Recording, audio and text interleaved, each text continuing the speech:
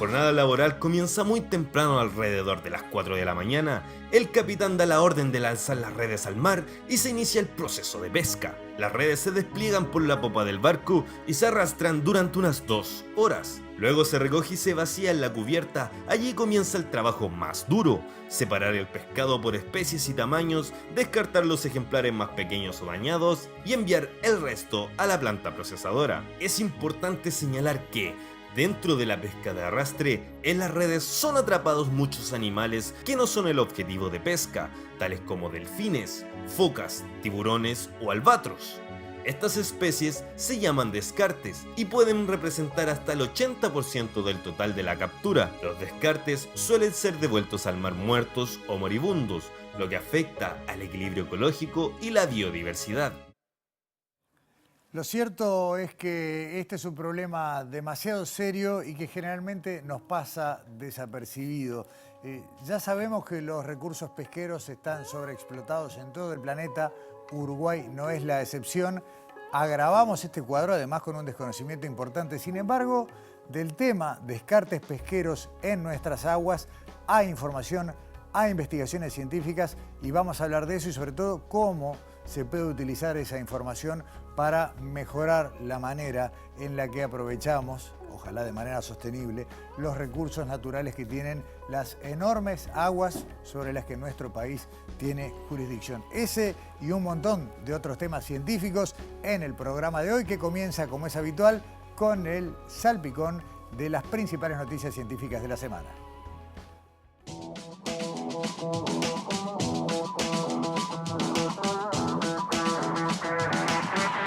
Vení a conocer el futuro en Ingeniería de Muestra. Se viene la 16ª edición de Ingeniería de Muestra, la feria científico-tecnológica interactiva organizada por la Facultad de Ingeniería de la Universidad de la República y su Fundación Julio Ricaldoni. Este encuentro, que exhibe las líneas de investigación y los trabajos de fin de carrera de todas las ramas de la Ingeniería Nacional, se llevará a cabo el 11 y 12 de octubre. El tema principal de esta edición son los aportes de la ingeniería al desarrollo nacional. Se presentarán los últimos avances científicos y tecnológicos a través de stands, charlas, concursos y espectáculos artísticos. Toda la información en la web de Ingeniería de Muestra. El Instituto Uruguayo de Meteorología realizará la tercera jornada meteorológica del Uruguay, que se llevará adelante los días 7 y 8 de noviembre. La misma surge por la necesidad de crear espacios donde se pueda aprender, debatir y compartir a la meteorología como ciencia transversal en la actividad humana. Se abordará el tema en 3 grandes ejes: la meteorología y su incidencia en la sociedad, en la producción y en la tecnología. Desde INUMET se invita a la comunidad científica del país, estudiantes y profesionales de meteorología o carreras afines a presentar sus trabajos. Se van a recibir hasta el lunes 30 de septiembre a las 23:59 y se deberán enviar a la dirección de correo electrónico que vemos en pantalla. Día del Patrimonio en el Instituto de Higiene el sábado 5 de octubre de 10 a 18 horas. En la jornada se presentarán una serie de propuestas interactivas diseñadas para destacar la historia de la institución y la labor de las diferentes unidades académicas. Entre las actividades, el público asistente disfrutará de stands interactivos con muestras de las distintas unidades académicas, exhibición de objetos históricos y piezas de museo. También podrán conocer cómo se recrea un laboratorio antiguo ubicado en el segundo piso, en el cual podrán tomarse fotografías y también vivir una experiencia simulada de aquella época. Será una oportunidad única para conocer más sobre la historia y las contribuciones al área de la investigación y la salud pública del Instituto de Higiene de la Facultad de Medicina de la Universidad de la República. El instituto queda en Alfredo Navarro 3051 frente al Estadio Centenario.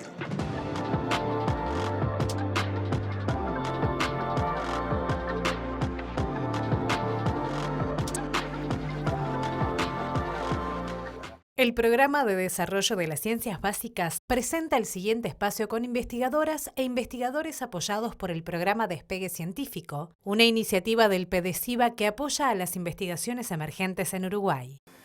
Volvemos al ciclo que tiene que ver con el despegue científico, con las investigaciones que PDCIVA está de alguna manera auspiciando o apoyando a través de un programa que tiene que ver con el desarrollo de las vocaciones o de las carreras científicas de investigadores jóvenes. Y en esto de ir pasando por temas bien diferentes, hoy nos interesa mucho meternos en este trabajo que habla de algo que sabemos, pero en realidad conocemos muy poco, que es el descarte pesquero y todo el impacto que esto tiene económico, en la rentabilidad y sobre todo en el tema ambiental. Luis Orlando es nuestro invitado de hoy. Luis, bienvenido a Sobre Ciencia, gracias por acompañarnos. Bueno, muchas gracias por invitarme. A ver, primero definamos qué es el descarte pesquero.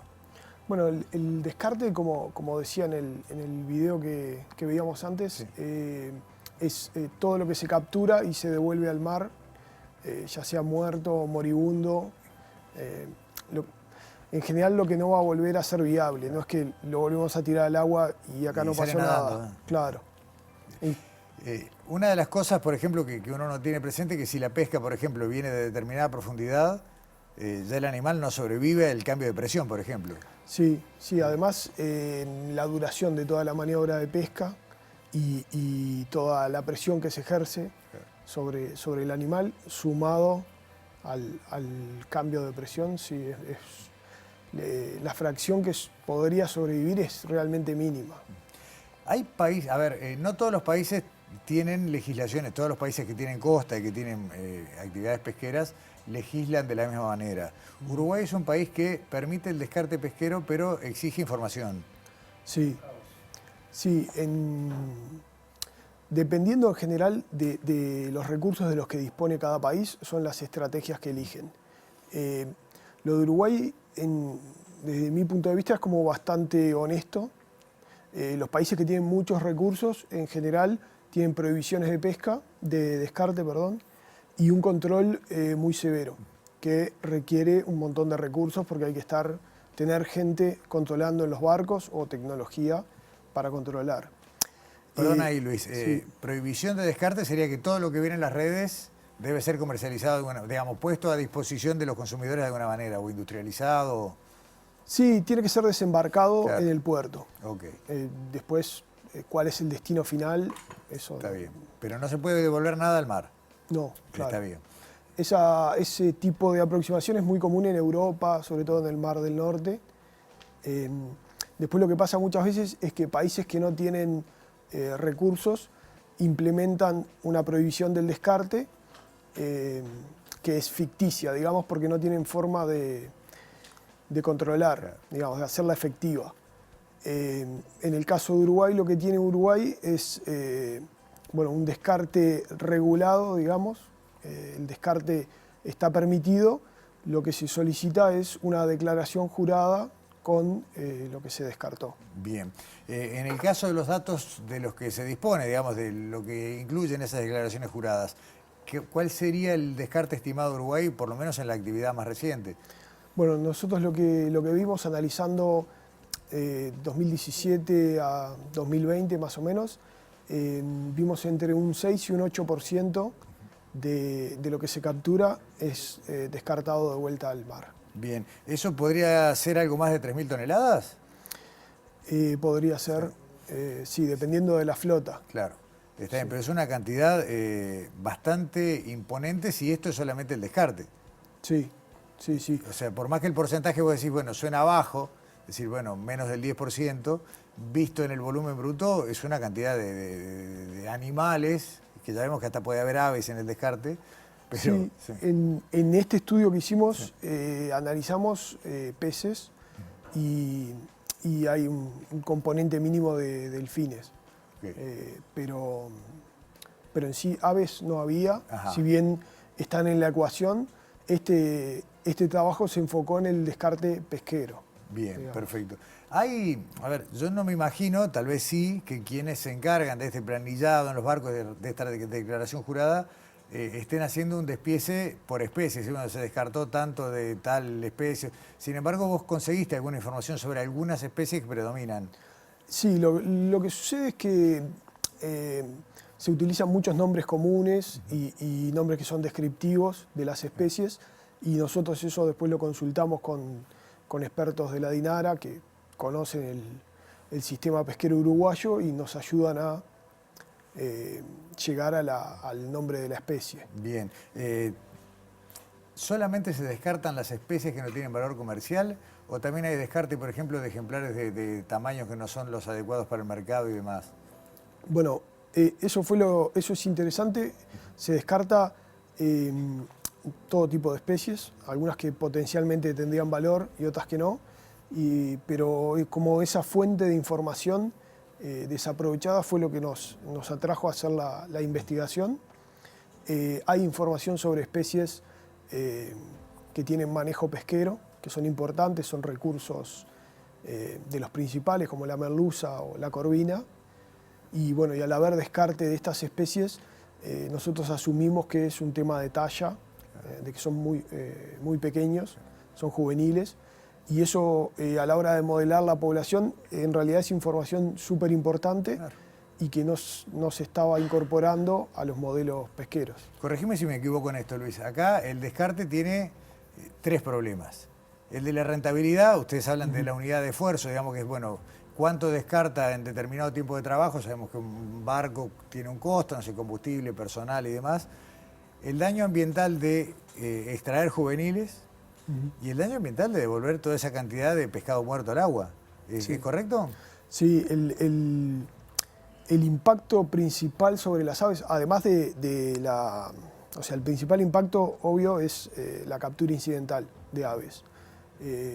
Pero el siguiente impacto principal es lo que se llama el subsidio de alimento. Al tirarse el pescado en la superficie, pescado que viene de profundidad, esto es una oferta de comida para las aves y para otras especies que antes no estaba disponible. Entonces eso hace que desajusta el sistema, digamos. Hay poblaciones que crecen mediante este subsidio, hay otras que se ven perjudicadas, bueno, las que son pescadas y descartadas sobre todo, pero bueno, esto, o sea, tiene un efecto en el ecosistema, no solo en las especies objetivos, sino a través de la trama trófica que puede afectar. Dentro de un ratito vamos a ver unos gráficos que preparaste con, digamos, los descartes por zona geográfica y por los tipos de flota, porque está la flota pesquera más cercana a la que trabaja cerca de la costa y la que trabaja en aguas profundas, ¿es correcto? Sí. Ahora, antes que eso te quería preguntar, ¿qué tipo de manejo ambiental podríamos hacer con esta información? ¿Se pueden fijar nuevas cuotas? ¿Se debería analizar qué abundancia hay, qué especies están siendo diezmadas por pesca de juveniles? Bueno, eso sí, siempre se debería hacer. Puntualmente, a partir de esta información, no creo que cambie mucho el panorama. A partir de este estudio, sí lo que se abre es la posibilidad. Nosotros, al analizar el descarte de toda la flota, de repente lo que pudimos lograr es detectar cosas que de otra manera tal vez pasan desapercibidas, como especies que tienen descartes tan altos que de repente valdría la pena considerar el valor comercial. ¿Te viene el ejemplo de alguna especie en particular? Bueno, hay un congrio de profundidad que bueno, las capturas van en aumento y hablando con gente del ambiente pesquero, digamos, no pescadores, pero gente de la DINARA que ha trabajado muchos años en pesca, bueno, sí, reconocen que aumenta la superficie donde se encuentra, digamos, el área donde se encuentra esta especie y aumenta la abundancia. Y sabemos que ha habido intentos de comercializarlo, pero hay ciertos problemas logísticos. Okay. Que bueno, que de repente ahí sí, con un trabajo más específico, más de tecnología, se podrían solucionar. Está el tema de la lacha también, que es costera, y es una especie que históricamente es descartada porque tiene muchísimas espinas. Ah, ok. Entonces, si bien la carne es muy rica, no se puede comercializar fresca. Y bueno, y hoy por hoy están desarrollando algún producto a base de lacha, pero claramente lo que se está extrayendo casi todo es descarte, o todo, de esa especie en particular. Sí.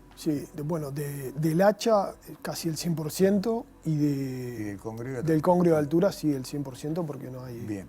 Antes de terminar, Luis, si tenemos las placas con los mapas para contarle un poco a la gente las zonas que corresponden a cada una de las dos flotas.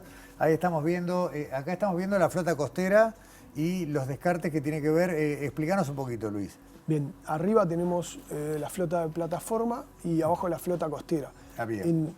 En pesca hay un concepto que es la captura por unidad de esfuerzo. Okay. Y eso es cuántas toneladas de pescado se capturan por una hora de esfuerzo pesquero. Son unidades estandarizadas, no quiere decir que vayan a estar una hora pescando. Correcto. Nosotros lo que hicimos ahí fue calcular el descarte por hora de pesca. Bien. A más oscuro el color es más descarte, ¿no? Claro, son toneladas por hora. Perfecto. Y este ya es el segundo mapa que tiene que ver con ¿con qué otra información? Esto es la distribución de los lances que usamos. Ajá. O sea, la información con la que trabajamos para la flota de plataforma y la flota costera. Y los colores más oscuros marcan que hubieron más lances ahí. En definitiva, Luis, y llegando un poco al cierre de esta charla, me parece a mí, por lo menos, que lo más importante acá, más allá de los datos cuantitativos y la determinación de especies, es la señal naranja de que hay una información que nos está diciendo que hay recursos que se desaprovechan, que se están generando desequilibrios ecológicos, vos lo explicaste claramente, y que con un poquito de pienso, voy a usar la expresión, y trabajo coordinado tal vez se podría mejorar todo esto. Sí, también para mí el descarte es un poco el reflejo del estado de la pesca. Es un poco como la basura de cada uno refleja las condiciones en las que está cada uno. Cuando nosotros comparamos el descarte de hoy con el descarte de hace 15, 20 años, lo que vamos notando es que el sistema pesquero está cada vez más comprometido. La calidad del descarte, la calidad comercial, el valor comercial del descarte va decayendo. Antes se descartaban las especies objetivo y ahora se descarta principalmente estas otras especies que no tienen salida comercial. Es una información valiosa y a la vez nos está contando el estado actual de la pesca. Un sector que necesita también sentarse a todos los actores a la mesa, incluyendo a la academia, y generar un nuevo escenario. Creo que sí, creo que va por ahí. Luis Orlando, muchísimas gracias por este ratito aquí en Sobre Ciencia y bueno, creo que volveremos sobre el tema más adelante a medida que pueda seguir avanzando en estos temas. Bueno, muchísimas gracias. Cerramos acá el primer bloque de Sobre Ciencia, los esperamos a la vuelta de la pausa. El Programa de Desarrollo de las Ciencias Básicas presentó este espacio con investigadoras e investigadores apoyados por el programa Despegue Científico. Si la investigación continúa, la ciencia avanza y la sociedad toda se beneficia.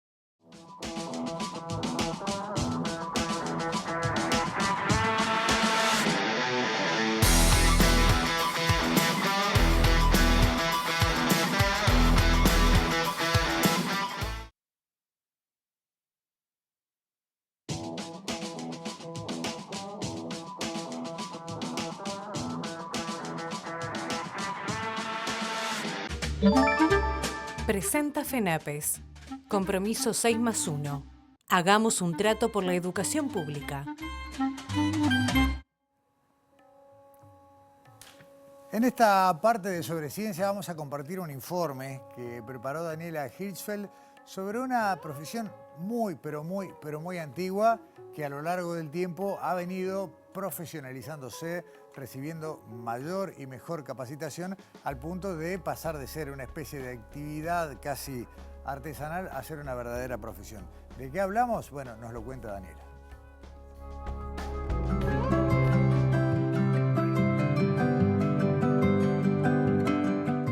En un parto ocurren muchas cosas y hay muchas personas involucradas. Pero en ese escenario hay un personaje que quizás no vemos, pero es muy importante: la partera. Esta profesión, una de las más antiguas del mundo, aún está vigente e incluso se ha profesionalizado en las últimas décadas.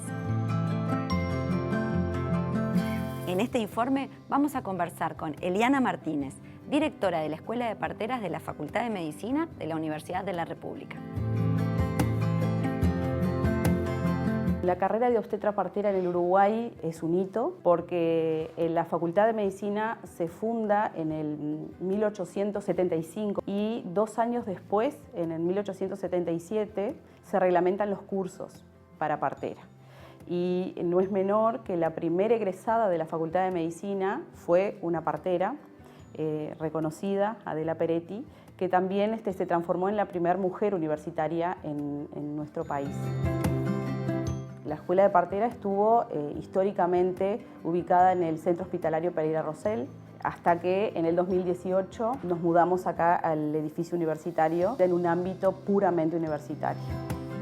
Son 147 años de historia. La partera en todo este tiempo fue evolucionando. La reglamentación de los cursos, la homologación del título, el reglamento profesional y después hasta que en el 1996 se aprueba el plan de estudios que rige hasta el momento actual. Este plan de estudios consta de casi 8.000 horas entre cursos y práctica clínica. Es una carrera que tiene un alto componente de práctica clínica, que lo que quiere decir que son prácticas con pacientes, con mujeres reales, y se realizan en los 3 niveles de atención. Con respecto al número de estudiantes, en 2023 era alrededor de 3.000 estudiantes activas en la carrera. Este número ha crecido exponencialmente a lo largo de los años. Hace poco más de 10 años atrás eran menos de la mitad, entraban 100 y hemos tenido matrícula hasta de 800 estudiantes en estos últimos años. El egreso sí se mantiene, hemos hecho estudios como para ver el fenómeno por el cual ingresan tanto y el egreso se mantiene y bueno, lo atribuimos entre otras cosas a la alta carga horaria que tiene la carrera. Egresan alrededor de 40 parteras por año. Fue el primer censo de parteras que se realizó en el 2022, que arroja números bien específicos, pero para decirte como 800 parteras, 800 y pocas parteras hay en todo el territorio nacional egresadas. En todos estos 147 años ha egresado un varón solamente, y que fue recientemente fue en el 2022.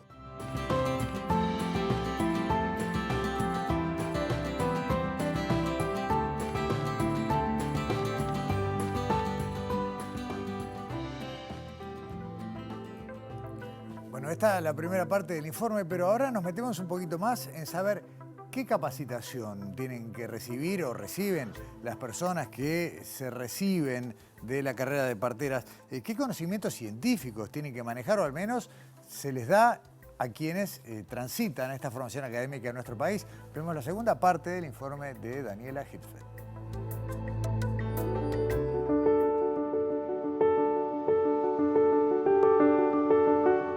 El trabajo de la partera sin duda involucra conocimiento científico. ¿Qué debe saber hoy la partera? ¿En qué consiste su formación? Sobre eso y otros aspectos conversamos en la segunda parte del informe.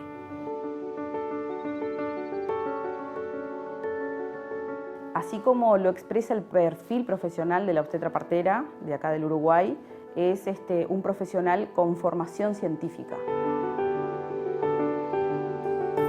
La carrera consta de una parte teórica, por supuesto, en donde son 35 cursos, abarca cursos como anatomía, fisiología, sociología, psicología, enfermería, que es general y perinatal, medicina legal, educación para la salud. El avance del conocimiento científico nos hace estar en permanente actualización. Eso también a nosotros nos obliga, que es algo muy importante en la profesión, a investigar. Lo que siempre decimos, ¿no? Se enseña, se aprende y se ejerce en base a la evidencia científica. La partera debe ejercer con herramientas tecnológicas y científicas. No podemos, por ejemplo, o no debemos actuar de alguna forma en el ejercicio que no esté avalado científicamente.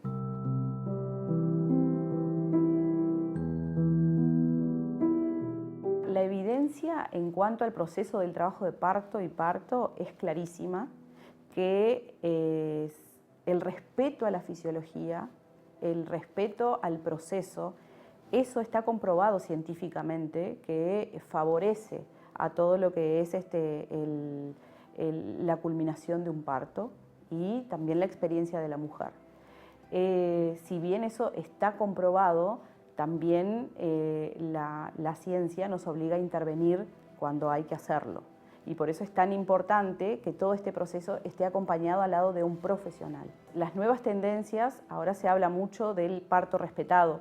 En ese ámbito también surge todo lo que es el parto en el agua, el parto en vertical o en la posición que la mujer elija.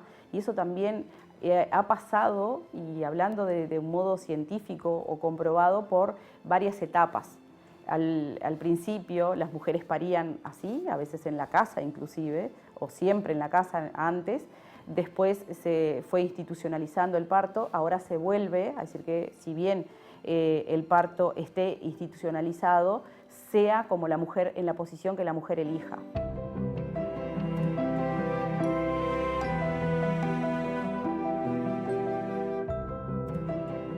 El asistir un parto, el salvaguardar situaciones de emergencia, todo eso, el asistir en base a la ética y al respeto también, entonces no practicar con la paciente, no practicar con una mujer, sino ya ir con la noción, nos hizo desarrollar técnicas como la simulación. Hoy en la Escuela de Parteras no solo formamos en base a la simulación y en base a problemas, sino que también se evalúa. Se usan fantomas, simuladores de alta fidelidad en donde se simula el parto, está programado para el tiempo del parto y también diferentes tipos de partos, lo que llamamos eutóxicos, que pueden ser normales, y también distóxicos que salen de lo normal, digamos, ¿no? Los fantomas son simuladores, son como muñecos que están unidos a una computadora, entonces simulan una persona real en cuanto a la frecuencia cardíaca,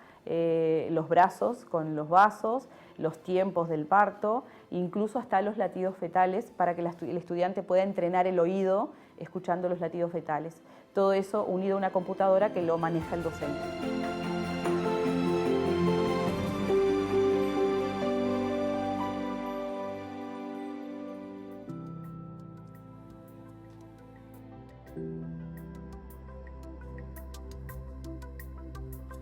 Y ustedes saben que aquí en Sobre Ciencia, como acabamos de ver, le buscamos el lado científico y del conocimiento todo, y a veces hace que convivan en un mismo segmento temas tan distintos como dar a luz y las profesionales, las parteras que trabajan en esto, o retornar a un asunto que ya viene instalado en nuestro programa desde hace unos días, que es el tema del miedo a volar y las estrategias que se aplican desde diversos ámbitos del conocimiento para ayudarnos o ayudar a la gente que tiene ese problema a superar el temor a las alturas en aviones. Alexandra, seguís en el aire, bienvenida. Hola Gustavo, sí, seguimos hablando de miedo a volar, de aviones, de la ciencia de volar y de la tecnología que tienen los aviones hoy en día que hacen que sea el transporte más seguro del mundo. Y esto es una cuestión de números, o sea, basta con entrar a cualquier página web donde podemos ver el tráfico aéreo en vivo y realmente hay entre 17.000 y 18.000 aviones siempre, ¿no? O sea, ese es un, me hace dato promedio, sí. Digo, es una cosa que impacta cuando uno lo ve allí en esa web. Y bueno, seguimos hablando de estos temas con el piloto Federico Calero, que allí está a cargo de la Escuela Aerotecno allí en Melilla, y con la psicóloga aeronáutica María Ángela Melón, que recordemos que, bueno, que es facilitadora en gestión del error humano también, e instructora de emergencias en la DINASIA, en esta parte del informe, que es la primera de este programa y sería la tercera de este tema. Y vamos a hablar de los sistemas de navegación de los aviones y también de aspectos psicológicos que tienen que ver con el miedo a volar, pero no son específicamente el miedo al avión. Lo vemos.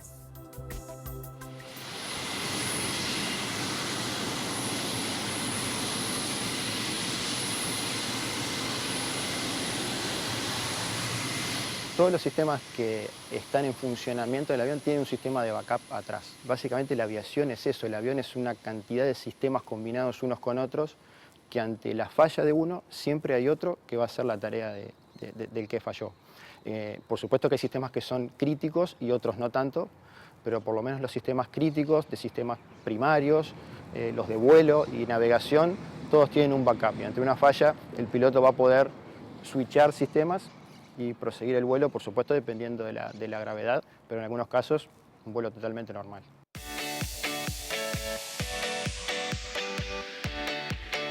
Un gran ejemplo son las pantallas que tienen los aviones hoy en la cabina. Los pilotos pueden ver ahí todos los instrumentos de vuelo que antiguamente estaban en relojitos, están todos centralizados en una pantalla. Si una pantalla de ellas falla, se apaga, se puede mirar otra. Se pueden switchar sistemas, se pueden mirar en otra pantalla, se pueden intercambiar todas las páginas sinópticas y el piloto nunca pierde la información de los sistemas. Dentro de los miedos que muchas veces aparecen, y esto también lo vemos en consulta, cuando viene el pasajero con miedo al avión, empezás a indagar y no es en sí que tenga miedo que se caiga el avión. De hecho, te dicen, no, yo no tengo miedo que se caiga el avión, tengo miedo a no poder salir. A querer salir, y muchas veces te cuentan, no, porque he hecho viajes desde Uruguay hasta Chile en ómnibus y no he tenido ningún problema, pero porque sé que si le pido al chofer que pare, en algún momento puede parar y puedo tomar aire. Entonces esto viene por otro lado, que no es en sí el avión en sí, porque estas personas en general suelen tener este mismo miedo depositado en otras cosas. A veces le tienen miedo a los ascensores, a entrar en un shopping, a lugares cerrados. Entonces, por ahí atrás también vemos que está esto de la falta de control. Por otro lado, muchas veces vemos personalidades que ya de por sí son más miedosas, que así como depositan este miedo en el objeto avión, también cuando empiezan a contar su historia te cuentan que han tenido miedo en su momento a andar en la ruta o en algún momento han tenido miedo a las enfermedades. Entonces ya tenemos como una base más miedosa que ahí a veces nos implica trabajar no solo desde la psicoterapia, me refiero, en el miedo específico al avión, que por supuesto tenemos las herramientas para trabajarlo, sino también como de una forma más integral, ¿no? Y trabajando sobre otros aspectos también de su vida, más allá del avión en concreto.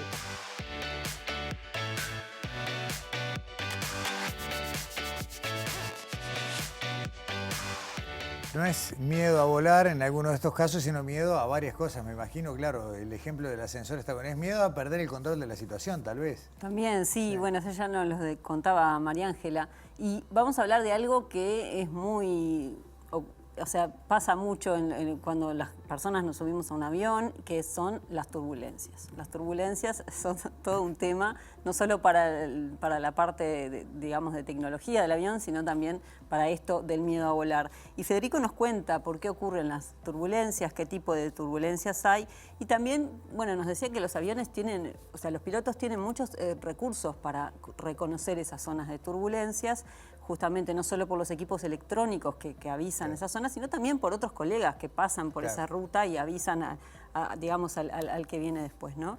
Y bueno, y María Ángela en esta parte del informe también nos cuenta, bueno, cómo superar ese miedo a volar cuando estamos atravesando una zona de turbulencias en el avión y también, bueno, en forma general. Dormite. ¿Cómo nos podemos calmar Dormite. en el avión a la hora de las turbulencias? Lo vemos.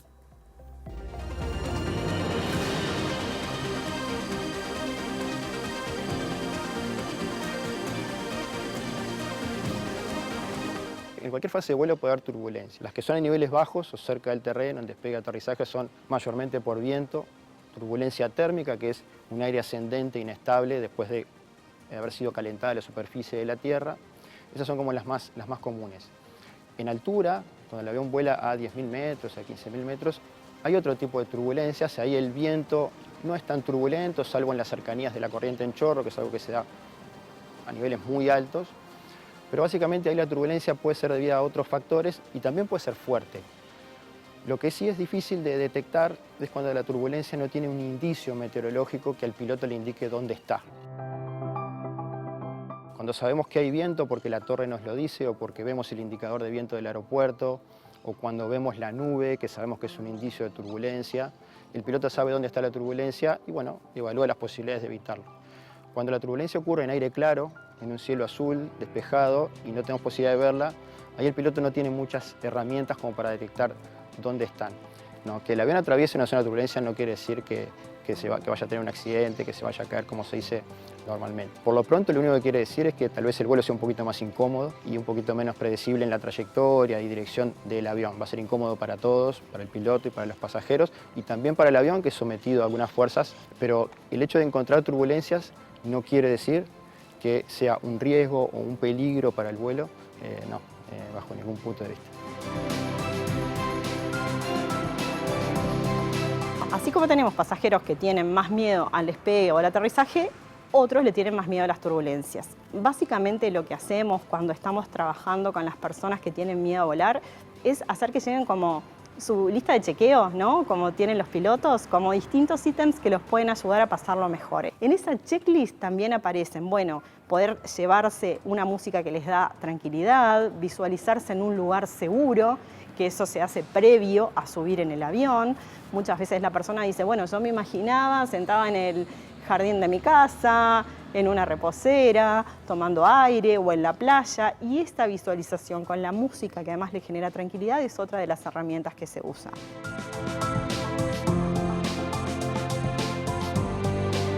Y en las turbulencias, que es algo de lo que más aparece en las consultas, luego de hacer la psicoeducación del vuelo, que como decíamos muchas veces ayuda a un piloto en esto, siempre lo que planteamos es, bueno, imagínate que vas en un auto por una calle empedrada. En algunas ciudades de nuestro país, por ejemplo en Montevideo, tenemos todavía muchas calles de adoquines, a veces incluso entrenamos esto, bueno, si tenés la posibilidad de ir en el auto por una calle empedrada, esa misma sensación es la sensación de algunas de las turbulencias que se viven en el avión. Y en el avión no estás justamente en el aire. De alguna manera, por todas las explicaciones de la parte física, aerodinámica, ese avión es como si estuviera sostenido por ese aire, termina siendo más liviano. Esto es una explicación que hacemos como muy fácil y sencilla para que también esa corteza prefrontal, que es la encargada de nuestra parte racional y de alguna forma intentar hacer un diálogo con nuestro sistema límbico, que es el centro del miedo, de alguna manera pueda, bueno, ayudarnos a controlarlo, porque en ese sentido sí se puede controlar con estas técnicas que hablamos recién.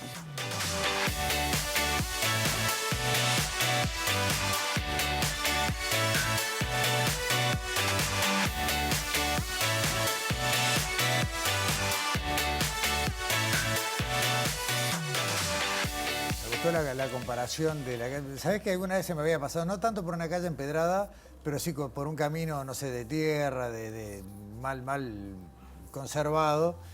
Pero bueno, la diferencia es que el amortiguador no se va a ir más lejos que eso, ¿no? Bueno, pero son todas estrategias que ayudan al miedo a volar. Y voy a mandar un saludo, que es a Doris, que, bueno, que tiene su familia lejos, que tenía miedo a volar, y su hermana Andrea vio el año pasado la entrevista que le hiciste a María Ángela aquí en Sobre Ciencia, y este año se acercó, pudo superar su miedo a volar y se reunió con su familia.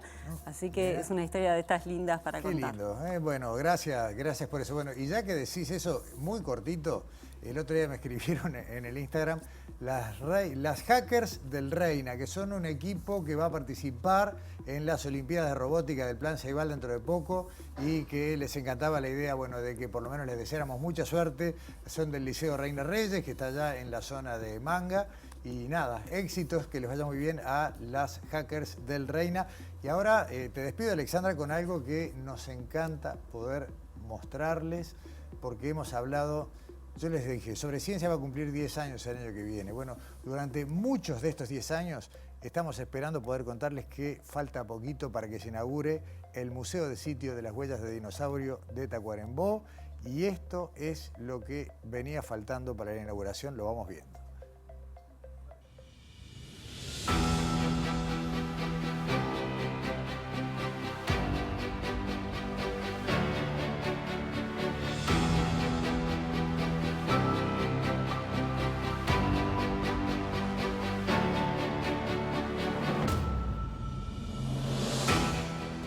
En la entrada, en el acceso, lo que va a ver quien transita por la ruta 26, luego de salir de la ruta 5 hacia el este, va a encontrar esto, que es una escultura de tamaño natural de lo que vendría a ser la especie de dinosaurio que dejó las mayores huellas en el lugar donde va a funcionar el Museo del Sitio. Miren, yo les voy a contar. Maura Orbiza, artista plástico de Paso de los Toros, concluyó con la elaboración de esta escultura a tamaño natural que ustedes están viendo en Sobreciencia, en carácter inédito, de primicia, y le agradecemos también al paleontólogo Pablo Toriño, que preparó buena parte de este material.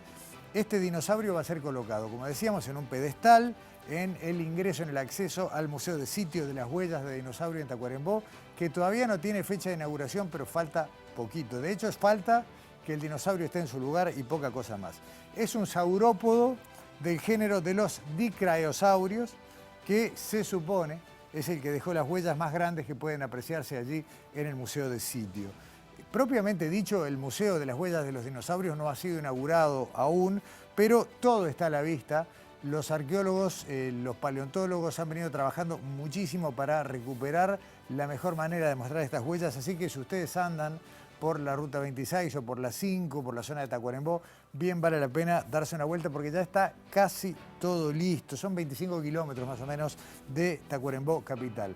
La escultura de tamaño natural se basó en un trabajo a escala del paleoartista Germán Peralta. Ustedes lo conocen a Germán, ha estado aquí en Sobreciencia y nos trajo el original de esto, la pequeña versión a escala.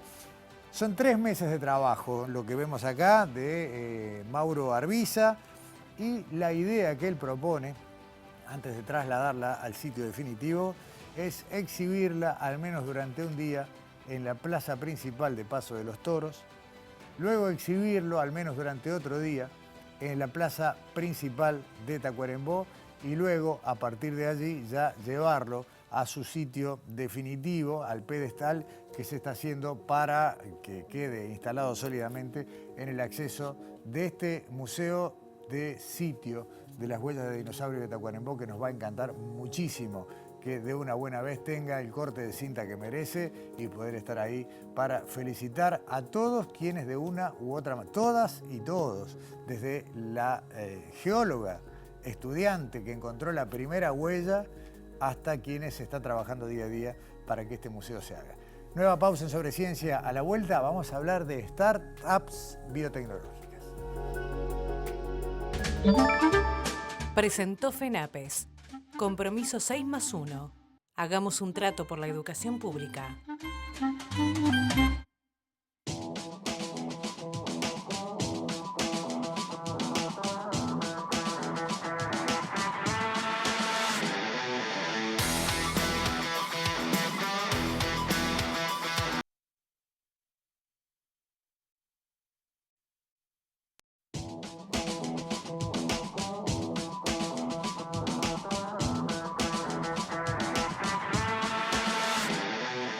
Hay algunos términos, palabras o expresiones que son muy acordes a estos tiempos y que se nos empiezan a hacer familiares, ¿no? Hablar de startups, ¿no? De empresas embrionarias que van empezando a surgir, es algo que mal que bien uno encuentra regularmente en determinados ámbitos de noticias, de información.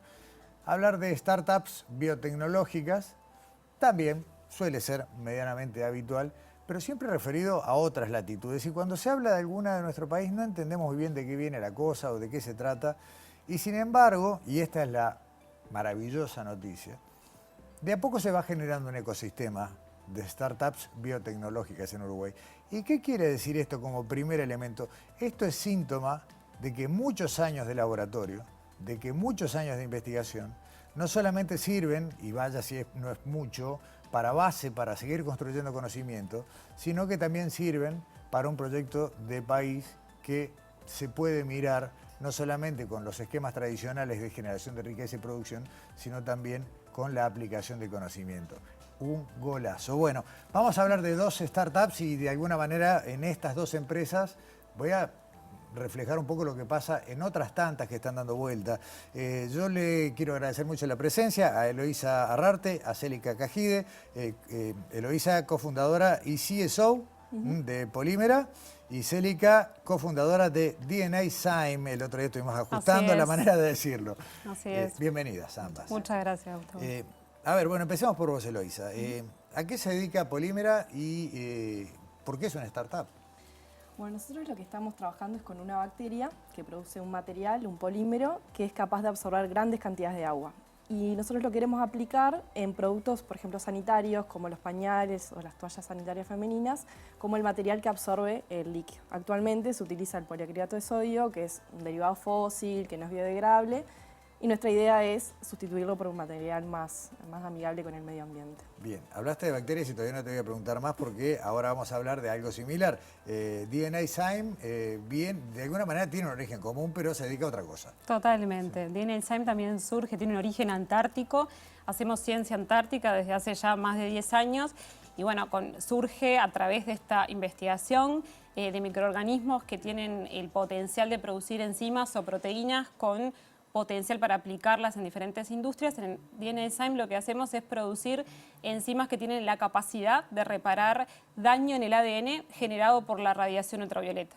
Es así que podemos usar estas enzimas para usos, por ejemplo, dermocosméticos y bueno, prevenir ese daño que todos estamos expuestos cuando salimos al efecto del sol. Hablamos de bacterias y hablamos de Antártida. Porque acá hay una historia larga de un grupo de Quijotes de la ciencia de Uruguay que insistían con que estaba bueno ir a Antártida a ver qué se encontraba de interés.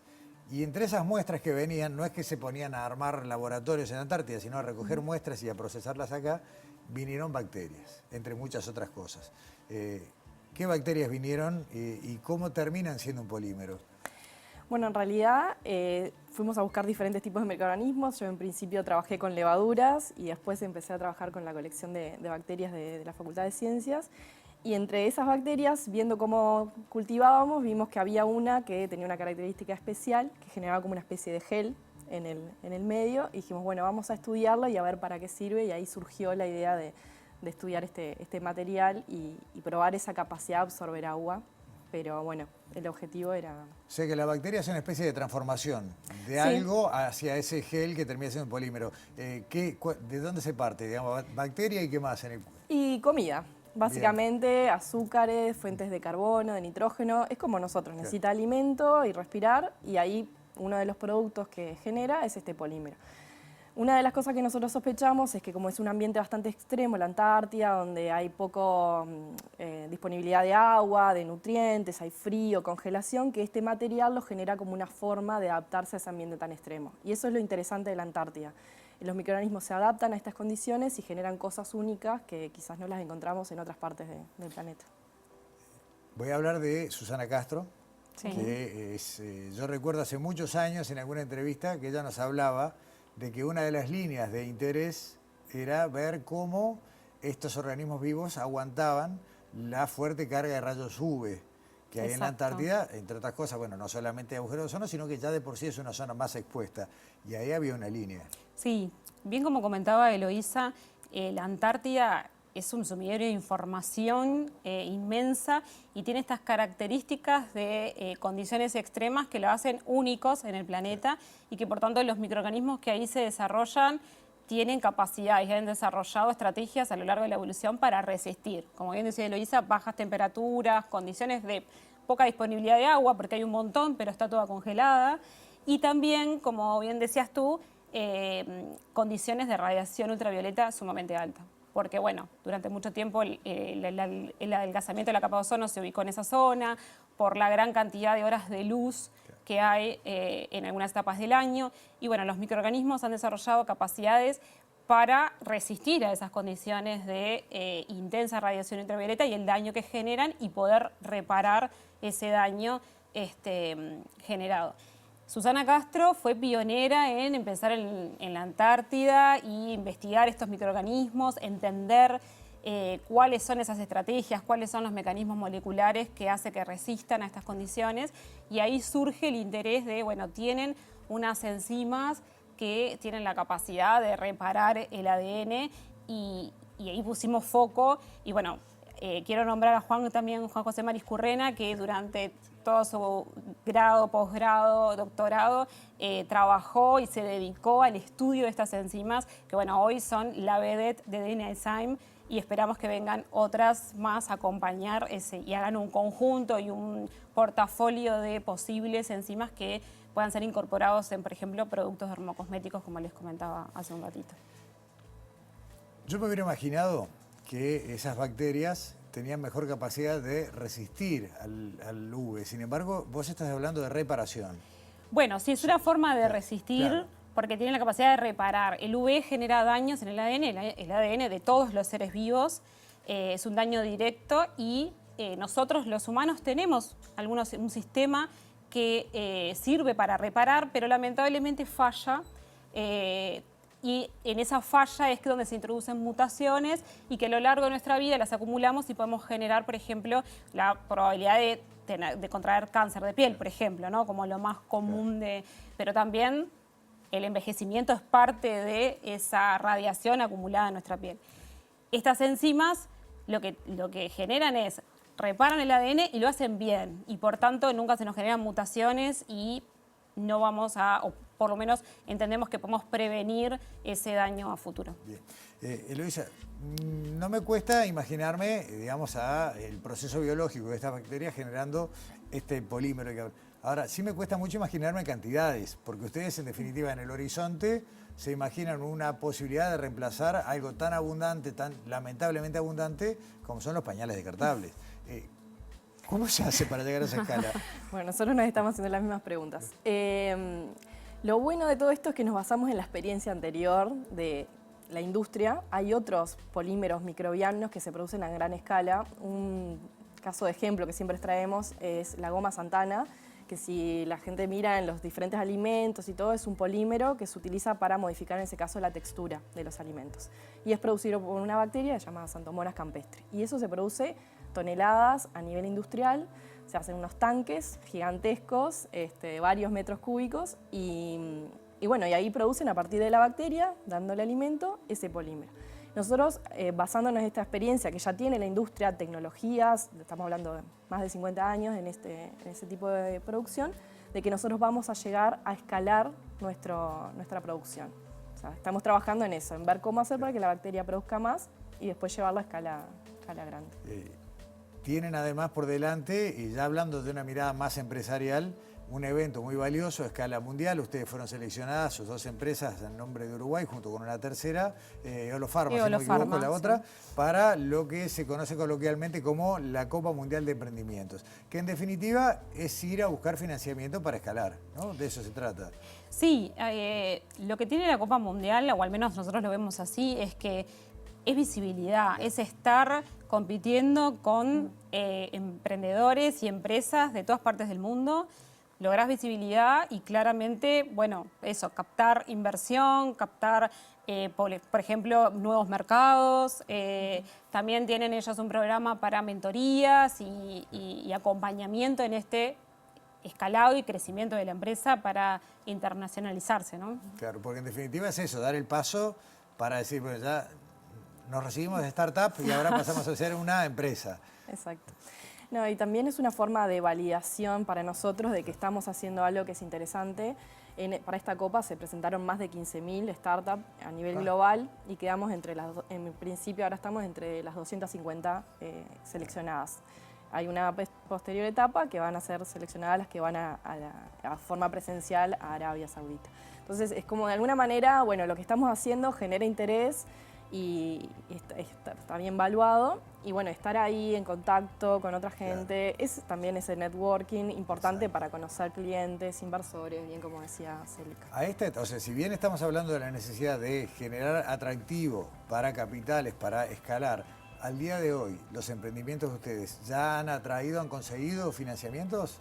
Sí, sí. DNSime, bueno, fue primeramente cuando se forma la empresa, la creamos de la mano de una company builder que es Gridex, es una company builder argentina que de hecho hoy está inaugurando la company builder acá también en Uruguay de la mano de ATGen.